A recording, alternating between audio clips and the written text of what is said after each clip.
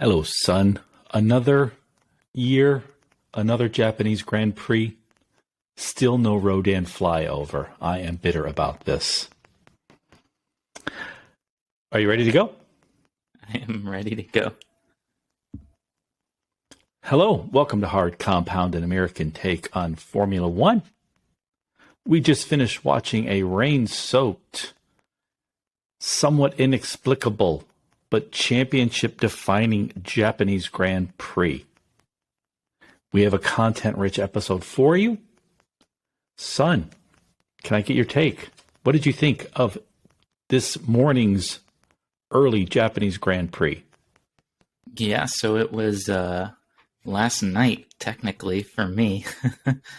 But yeah, a lot of takeaways, lots of things to talk about. I think the big one, well, there's a couple, but for me, this is the day of the double world champion. Max Verstappen ends up taking his second crown in a row. And I think it's pretty much a done deal for Red Bull this year to get that constructors as well. So they'll be taking home 2 trophies this season, in my opinion. Yeah, it certainly looks like, well, we know Max is this year's world champion. That's 2 in a row. He's really been, I think, peerless this year. Not Hamilton, not Charles. No one has been able to hang with Max this year. A true testament to his skill, somewhat to his car. It does look like Red Bull will finally, after many years of Mercedes dominance, win the constructors. I think the 2 big stories for me are, 1, Max repeats as world champion. Number 2, I remember as a young man seeing those great Japanese prints, the ink, the brush strokes, the beautiful cranes on the water. I never want to see a crane in an F1 race, and I'm sure neither does Pierre Gasly or many others. We've talked before about the tragic and the tragic death of Jules Bianchi, spun out in the rain. There was a crane on track. It never should have happened. We don't ever need to see that again, and so I hope we don't again after this race. Sometimes we get sort of upset with FIA. Maybe they should have started the race earlier. Maybe they should have ended the race earlier.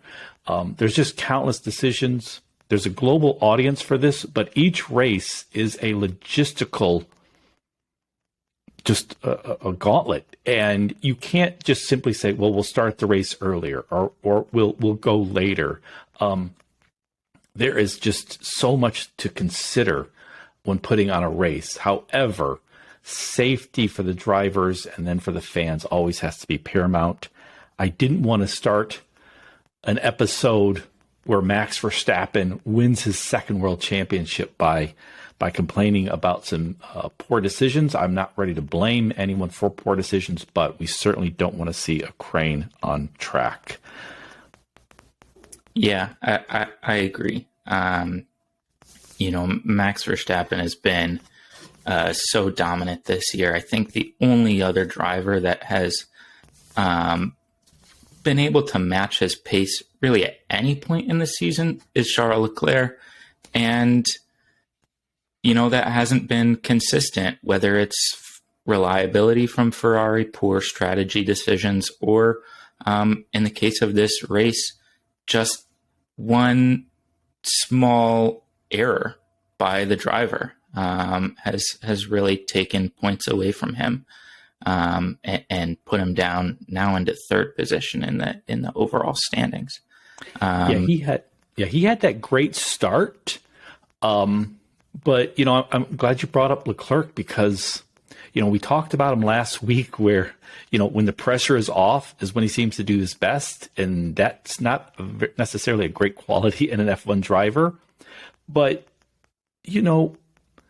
Charles has pushed his way through all year long. He's been great, but he's failed at always at the right time. It's just, when you consider that Max had 2 DNFs in the first 3 races, that Red Bull had several DNFs to start the season, Ferrari had a car that could match them. This has been a team-wide failure, a pretty shocking failure. Again, I don't mean to go negative. This was another fun, interesting race. Max is world champion, his second, but wow, what a. I don't want to say Charles was a failure because he's doing well, but by Ferrari, especially when you look over the course of a full season, over what they had, such a great pairing of drivers, such a fast car, this has been almost a collapse. Yeah, I would have to agree with you on that point. I mean, Ferrari put together, they engineered a really good car. It's a very good car. I think in terms of sheer pace, it actually outpaces every other car on the grid. However, the Red Bull sort of setup is better for racing, for full races, it seems. That said, both teams have a couple of great drivers. Ferrari, Leclerc and Sainz are both extremely talented young drivers. They've kind of proven their capability and their speed. But I think both of them make critical errors, and at sort of, like you were saying, the exact right or wrong time, however you want to look at it. And I think that's sort of been the entire Ferrari team this season, though. They've made critical errors in the worst possible moments. And it's really cost them. I think that Red Bull would have won the Constructors. I believe that Max would have won the Drivers' Championship had everything gone well for Ferrari. But, they would have put the pressure on.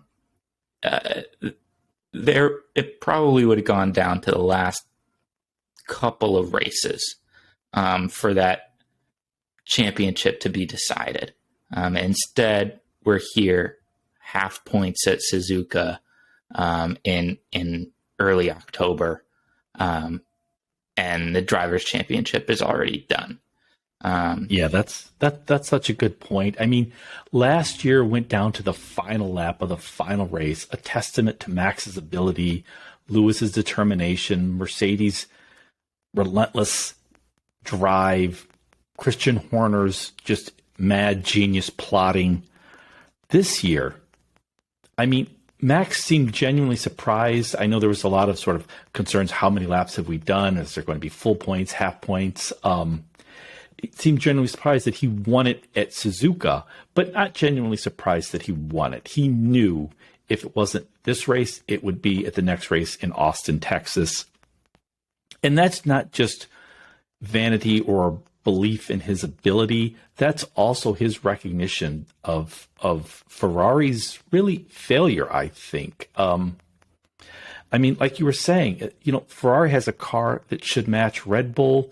They have a stable of drivers, Sainz and Leclerc, both great young drivers. There are still 4 races left, and Max has won his world championship, and Ferrari essentially has almost zero hope of winning the Constructors. And this is with 4 races left. This to me is I don't want to go down on Ferrari, but this is not something that can be sort of forgotten. Yeah. I hope that the rest of the season is just as fun as, all the races that have come before it. And I hope that, we get some awesome battles next season as well. I hope that McLaren and Alpine can kind of make that jump into the top 3 or to battle with the top 3 consistently. I hope that Mercedes, Ferrari, and Red Bull kind of get even closer together. And we'll really see some great racing, I think we can see the drivers for who they are. We had for so long Mercedes domination that it got a little bit stale when Lewis was winning everything and Bottas was coming in second. And I think, nobody necessarily wants the same thing for Red Bull. I'm not saying I don't want Max Verstappen to win or anything like that. I just think it gets a little bit old when the same team and same driver win year after year after year. And I want a little bit more competition, and that's what the rules and regulations changes are supposed to do. And I think they've worked mostly successfully so far. So I'm hoping that kind of continues down that path. I would agree with you. This is the first year of the new rules, only the second year of a spending cap. Ferrari's somewhat inexplicable failures aside, there's sort of Max's peerlessness at the moment. I've said before, I think he's the Michael Jordan of F1. It's just everyone else is going to be battling over second. But, Ferrari and Mercedes still battling out for second and third. We don't know yet who's going to be second, third, fourth, or fifth in the driver's standings. I think we've had better races and better competition this year than last. It's just last year we had such a great, almost maybe once in a lifetime battle for the first place, for the winner. I do think overall the new regs have helped and will continue to help. We won't see, one team dominating, I think, forever. I certainly don't expect that. You mentioned Alpine. This was their best ever race, I believe, for the year. Ocon in fourth, Alonso sixth. They've now, I think, pushed ahead of McLaren, which is very surprising.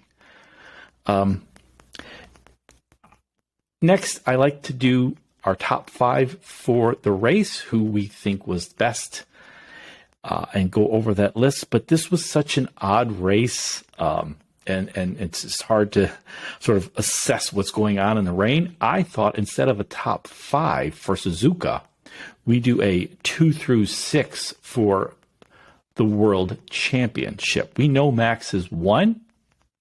Who do we think will come in second, third, fourth, fifth, and sixth for the year? Do you want to go first, Patrick? I can go first. That's a very interesting. I caught you off guard by that. No, because we saw in this race, due to that penalty that Leclerc got at the end of the race, Perez actually jumped up again into second in the World Championship by a point.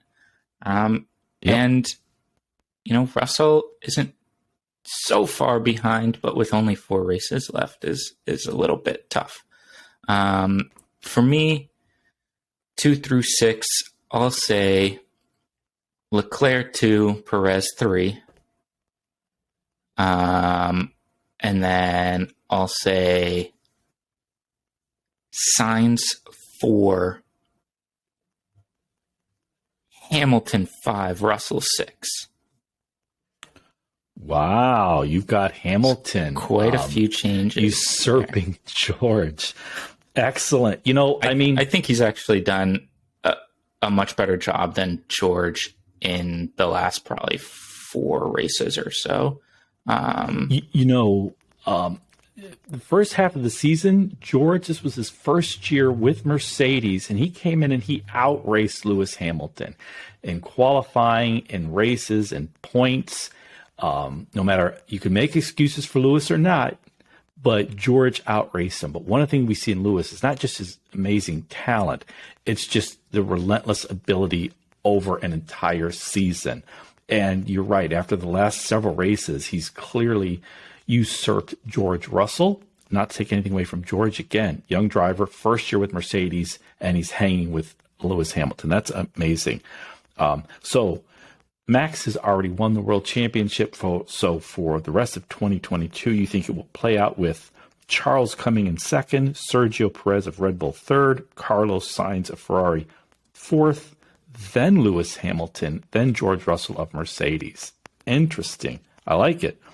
I still have George beating out Lewis. My number 2 is Charles with Ferrari, then Sergio Perez, then Carlos Sainz. I still think George will win it. He's too far ahead of Lewis, I think, and then Lewis Hamilton, which is pretty shocking. You have to start to wonder how Mercedes got it so wrong. Lewis Hamilton will come in 5th or 6th this year. Mercedes probably will be 3rd in the championship. It's sort of just shocking when you think of how utterly dominant they were during the turbo hybrid era. Seeing them fall to 3rd is pretty surprising. And Lewis Hamilton again, legitimately no better than 5th or 6th. Yeah, it is shocking. Or, if you said to somebody prior to the season starting, or at the very least prior to winter testing in Barcelona, that Mercedes would be 3rd in the Constructors' Championship and then Hamilton 5th or 6th in the Drivers' Championship, they would have laughed at you. There's no possible way that happens. And yet after, a full season of racing or close to it, that's kind of where things stand, which is pretty shocking. But, I think good on F1 for sort of injecting a little extra competition. It's a lot more fun to watch, I think.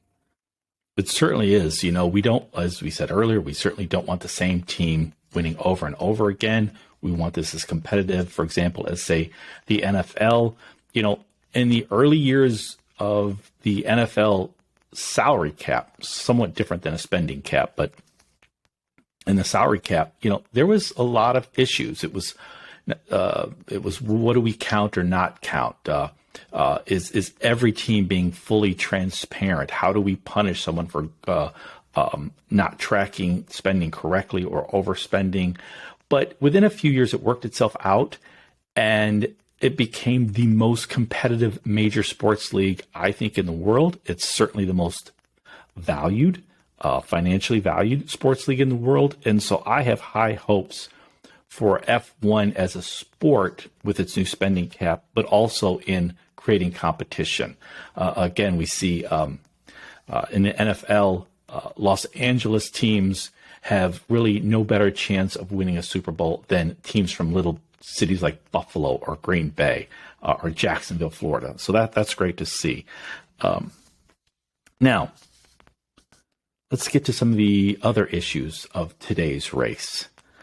I think one of the key stories, 2 points for Latifi. He is now tied with Nicholas de Vries. Nick de Vries, I should say. Yeah, I mean, what a weird turn of events that is. I kind of don't know how to feel about it. But no, good for him. I think the team made an excellent decision to pit him right away. He was at the back of the pack, pit him right away after that safety car restart, get onto the faster tires before anybody else could. And, it paid off for him. He didn't end up really passing anybody, but he also didn't really get overtaken himself. So he kind of held his own in there and ended up in 9th position, which still, got him a couple of points. So good for him. I think he's now moved up to 20th in the standings this year.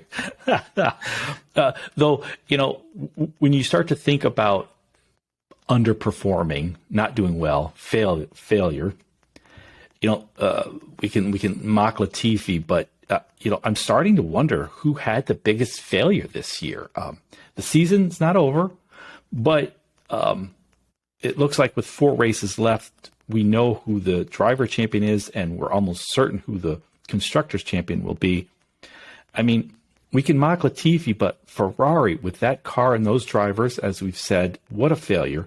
Mercedes, the dominant team for so many years, they've been almost a non-factor in both the drivers' championships and the constructors' championships. Nobody saw that one coming. And then the Red Bull sister team, AlphaTauri, they could finish the year in 9th. Again, it's hard to sort of explain some of these failures, but they are certainly, I think, the most notable ones. Yeah, absolutely. I think Ferrari, it's disappointing because we got to see the potential at the start of the season. And it all just started to sort of crumble apart pretty early on. They didn't really hold it together for very long, which is disappointing. I mean, they've still got 2 drivers, possibility of finishing second in the drivers' championship and maybe even 4th as well. So, that's pretty good. And then they really ought to hold off Mercedes and claim that second position in the Constructors' Championship, which is a really tremendous feat for them, considering how poor they were last year and a couple years ago. That they were quite bad. And so to, come back and be as good as they are, I think is really fun to see. We always kind of want to see Ferrari up there competing. And so I'm happy about that, but I agree with you. I think they really could have done a lot better with what they had. Speaking of doing better with what they had, this was okay for Riccardo this weekend, I thought. Just given how, I don't know, below his normal standards he's been all year, I thought this was a fine week. But we know he's out of McLaren at the end of the season. It appears he will be out of F1 at the end of the season. I said, I think it was back in May or June, that he would be out of F1. It was clear over the last couple of years that he's certainly lost a step. But what about Mick Schumacher? This was, a fairly typical weekend, I think, for Mick Schumacher. The highs and lows. Do we expect him back next year? That's a good question. I think. For me, I think I would keep him around. I think he's a good driver. He's still young, and he's got a really a name that is synonymous with Formula One, I guess. And at a middling team like Haas, what you're going to get Hulkenberg to come in and turn things around, and all of a sudden you're going to start battling more. I don't see that happening. So, they kept Magnussen and Grosjean around for years and years and years, and then finally decided, we actually need money, so we're going to go get Mazepin and Schumacher, right? I think they'd be fine keeping him around for another year, letting him develop, seeing what comes of it. I think this weekend he was driving pretty well. He started out well in the wet, and then his team screwed him. They left him out there for probably 5 laps too long, and then he ended up in the back of the pack. Very few guys were passing. Only really if you had a significant tire advantage or just car advantage was anybody really passing in those conditions. And so he ended up pretty far down the pack, which was disappointing. I think he overall in Japan, I think, did a good job, and I don't see this weekend as any reason to, put the stake in the ground and say you're out for next season. Yeah, Mick Schumacher is a fine driver, and he has the Schumacher name. To me, it's like if Tom Brady's son was a fine NFL player, you would keep him on the team. There's sort of that continuity, that legacy seems to sort of earned a right to sort of have a position. But it's Haas. As you were saying, let's say they bring back or they bring in Nico Hülkenberg. What's he going to do? Get 4 points for Haas? Who cares? It's my biggest fear with Haas is they'll do something foolish in that they'll dump Mick Schumacher because it's like, well, he crashes and he costs us too much money. Which I suppose is a legitimate concern in an era of a hard spending cap. But really, I'd rather see a young Mick Schumacher in there with 0 points than Nico, whom I really like, in there with, say, 4 points, for example. You're not really going to move the dial. I think you move the dial more with the notoriety and legacy of Mick Schumacher than getting a couple extra points. Yeah, I mean, I'll just say this. Schumacher has 10 fewer points than his teammate Kevin Magnussen this year, which, frankly, I guess in percentage terms of total team points, it's a fair amount, but it's really not that many points overall. If he had the same amount of points as his teammate Kevin Magnussen, they would still be 8th in the Constructors' Championship, which they are currently. So, I don't know what more you're getting if you bring in a mid-tier veteran driver. I don't see anything extra happening. Another young driver, Oscar Piastri, he starts with McLaren next year. I keep hearing, everyone saying, all the pundits saying, the pressure is on him because of his sort of notorious exit from Alfa Romeo from Alpine. And, I don't think of it that way. I think Oscar is a great young talent. If this will be his first year, next year will be his first year as an F1 driver. To me, of all the young drivers, next year the most pressure will be on Yuki. This has been, I think, a mostly down year for Yuki. It's his second year in F1. He's slated to be brought back next year. That will be his third year in F1. He'll be going up against his teammate Nick de Vries, who I think is a better talent, and I predict will do better next year than Yuki. So I think the pressure's on Yuki more than any other young driver.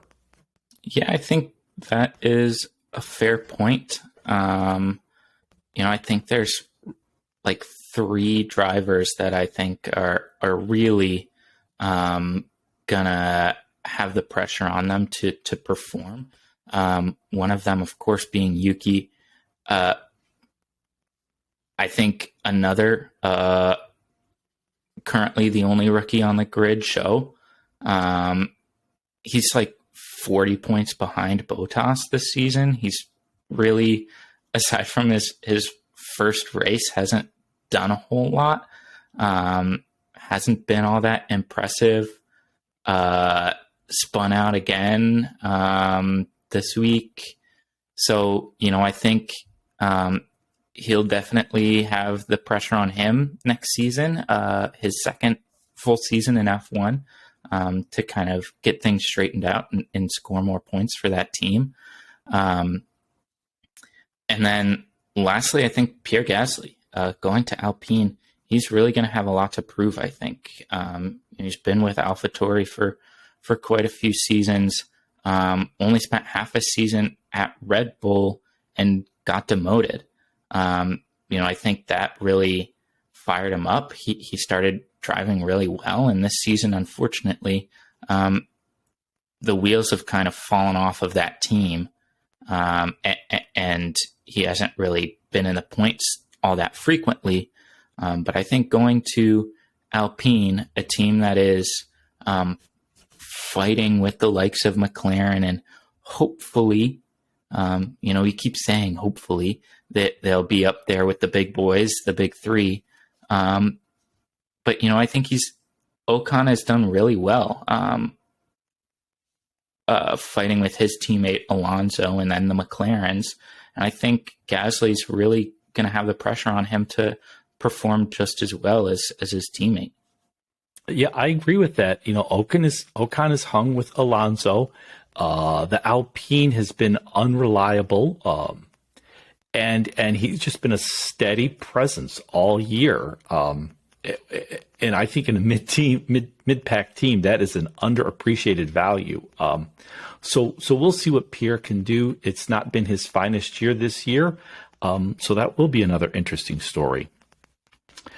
Okay, virtual podium. So we know who finished the podium. It was a weird one, but it was, as we ultimately found out, Max, Sergio, and Charles. Who do you think belongs on the virtual podium this week?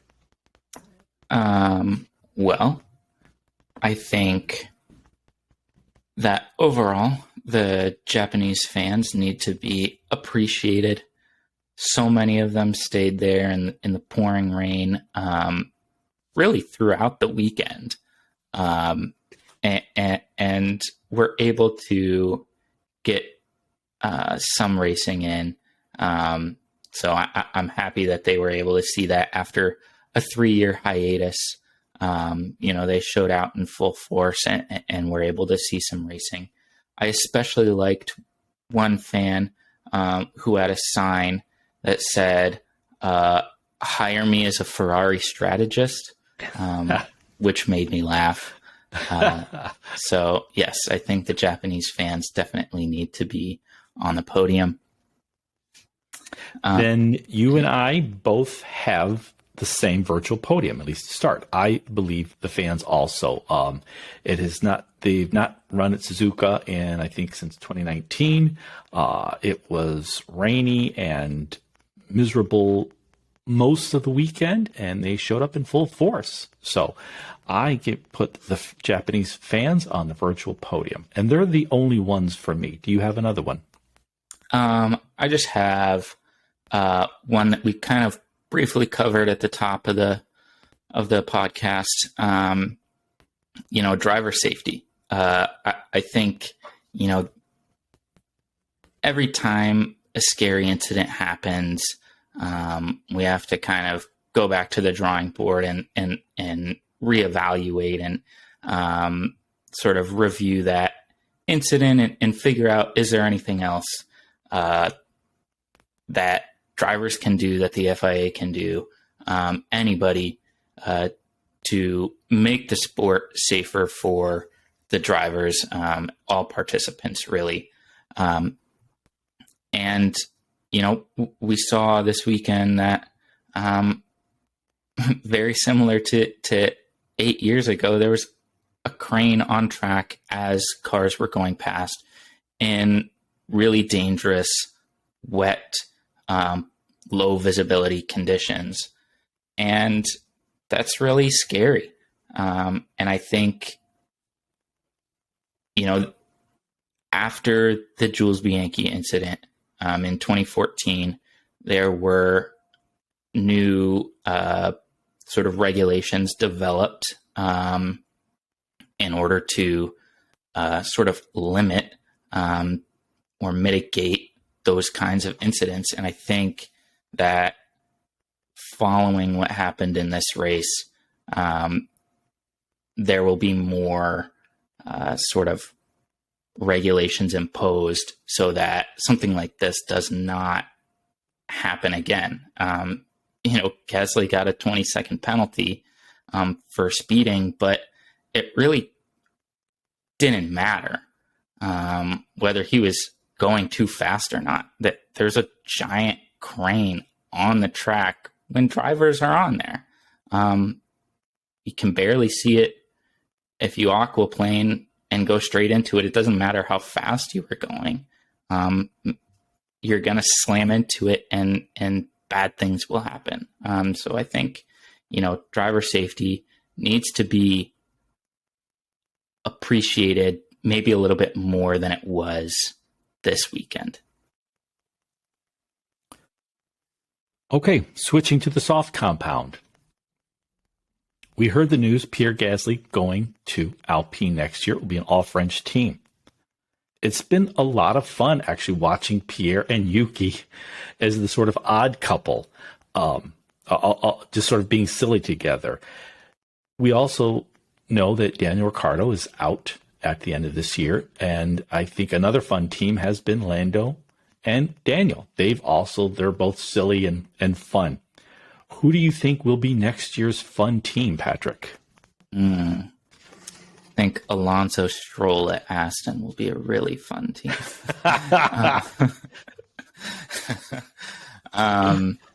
That's a good question. I think an all-French team, Alpine, Gasly, and Ocon might actually be kind of fun.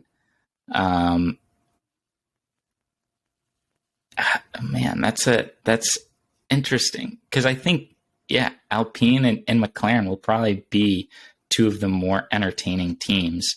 A lot of the other teams are either just not very. I mean, maybe maybe Williams, depending on who fills that second seat, might be kind of fun with Albon, and if it's another young, fun driver to watch, I think they might have a good time there at Williams, but we'll see. It's kind of interesting breaking up those sort of sillier teams.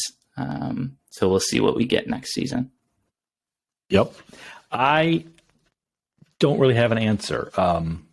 Max, I think, is pretty loose, but when it comes to racing, he's serious.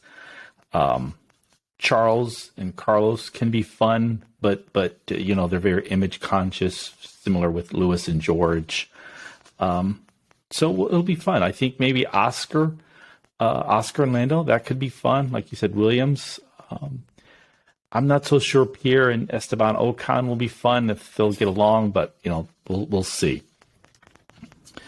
Next, I keep harping on this. I've said I would love an F1 Seniors Tour, or as they say in golf, a Champions Tour, where we could see, Lewis Hamilton, Felipe Massa, Alonso, drivers from other leagues like Indy drivers. I'd love the idea, even if it's not feasible, of an F1 Champions Tour or Seniors Tour, however you want to call it. However, I wondered if that already exists. When Riccardo announced that he was effectively out of F1 at the end of this year, Romain Grosjean, who used to drive for Haas and now drives an Indy car, said, "Hey, Daniel, drive for Indy. It's fun. It's great racing, great cars. You'll love it." And my question, Patrick, is IndyCar already the F1 Champions Tour? That's a good question. We used to see Juan Pablo in there and all kinds of guys. Magnussen's there. He wasn't a champion, obviously, but yeah. Ericsson. Yeah. Yeah. There's lots of guys. I think Takuma Sato was there at some point. Oh, right. So plenty of drivers that join Indy from F1, but Indy has a pretty large grid. So you see a lot of former F1 drivers, but you also see plenty of younger drivers and sort of up and coming drivers, or just guys who have raced in Indy for a decade. Never got the chance in F1 and were able to drive in Indy and spent all that time just driving it in that series. So it kind of is, I guess, to an extent, but, peppered in with plenty of other accomplished drivers or up-and-coming drivers. I think Indy is a lot of fun. And I do think it would be a lot of fun if Riccardo joined Indy. But I think a dedicated seniors tour would be all the more exciting. Okay, time to ask the stewards. It sounds as if Sebastian Vettel is having some regrets about retiring from F1 at the end of the season.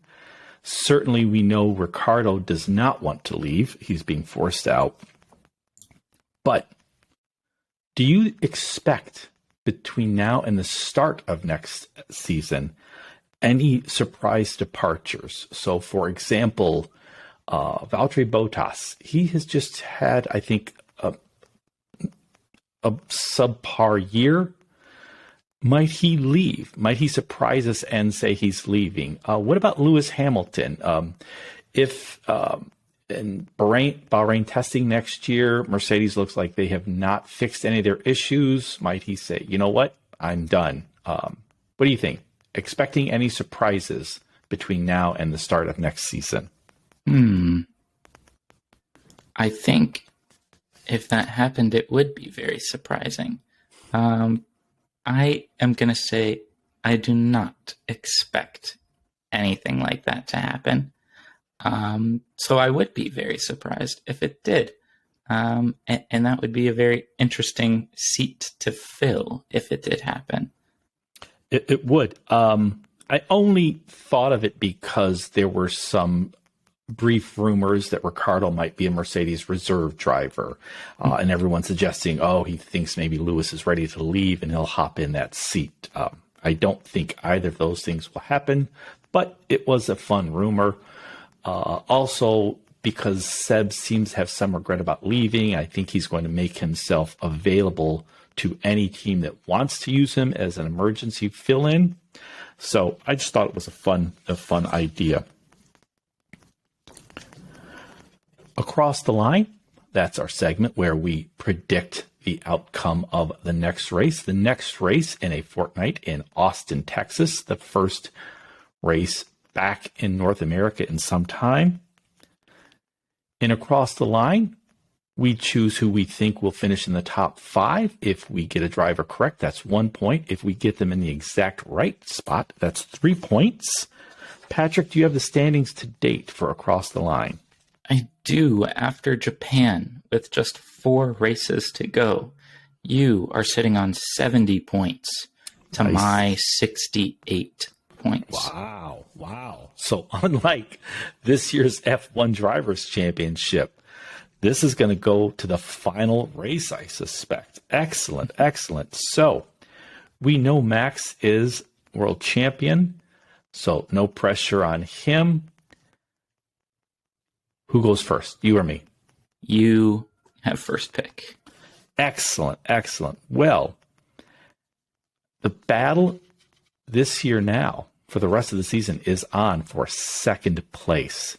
So I get to choose first. I'm going to go with Charles Leclerc at Ferrari. Very interesting. My 1-2. We only had 1-1-2 finish all of last season. We've already had 5 Red Bull 1-2 finishes this year. Let's make it 6 in Austin. I'll take Max Sergio. Oh, wow. That would be Red Bull dominance in the new regulations era, first year. That would be interesting to see.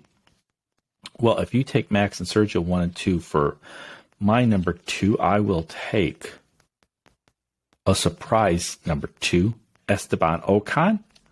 I think now with the season winding down, Alpine have found their reliability, and Ocon wants to prove himself. So I'm going to go with Ocon and then Carlos Sainz of Ferrari. Very interesting. All right. I think I'll take Lewis to round out my podium. And I agree with you. I think Alpine is going to do very well. They seem to hit their stride at the right time. 13 points ahead of McLaren now, so I'll take the other Alpine driver, Fernando Alonso. Nice. Then I will take Mercedes, George Russell. For my fifth pick, McLaren's Lando Norris. Nice. Okay. This is an interesting pick then. Let's see. I think for my fifth pick, I will take another old man, Seb Vettel. Okay, so for Austin Grand Prix, you have Max, Sergio, Lewis, Fernando, and Sebastian Vettel. I have Charles Leclerc, Esteban Ocon, Carlos Sainz, George Russell, and Lando Norris. Let's see. Any crazy predictions? That is a good question. I think if my top five actually happens, that would definitely have to be the most world championships in a top five finish in the history of the sport. I hadn't thought of that. Yes, Seb with 4, Alonso 2, Lewis 7, Max 2. That would be something. Yeah. I don't know if I have any real crazy predictions. Austin, I think, is always fun, and only got 4 races until the end of the season, and Drivers' Championship is already decided. Maybe despite what my across the line prediction says, I will say no Mercedes podiums for the rest of the season. Wow, that's a good one. A shocking one, but that's a good one. And mine, I'm now changing mine based on your across the line predictions. So I think the new regulations have been great. No, I should say I think they've been good. I think races are more competitive. I think the cars are much more equal, unlike when Mercedes dominated in the turbo hybrid era. That said, I think Red Bull still is ahead on design. Adrian Newey has a large part to do with that. I think they've got great strategists. I think there is no better driver currently in F1 than Max Verstappen.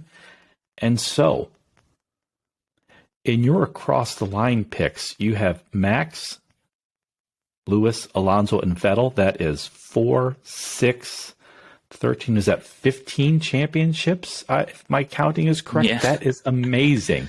Yep. We now have 4 drivers on the grid who are world champions. So my crazy prediction is Max will win in 23 and in 24. And by then, Seb, Alonso, and Lewis will all be out. And so by the start of 2025, there will only be one world champion F1 driver in F1. Wow. That would be very interesting to see. It's been a long time since that sort of happened. But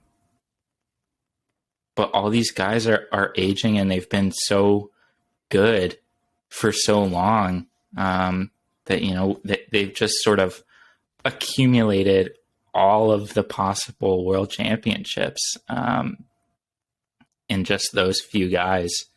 I think that is definitely very possible.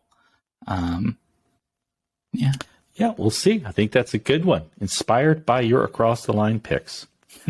All right. I want to remind our listeners, send your questions or comments to hardcompoundpod@gmail.com. We may read them on the show. We definitely will read them. And I also wish to thank all of you for listening to everybody's most beloved father and son F1 podcast. And we are Lights out. See ya. Thanks for listening. Awesome. Good show, son. I think our show was better than that race. Yeah, it might have been.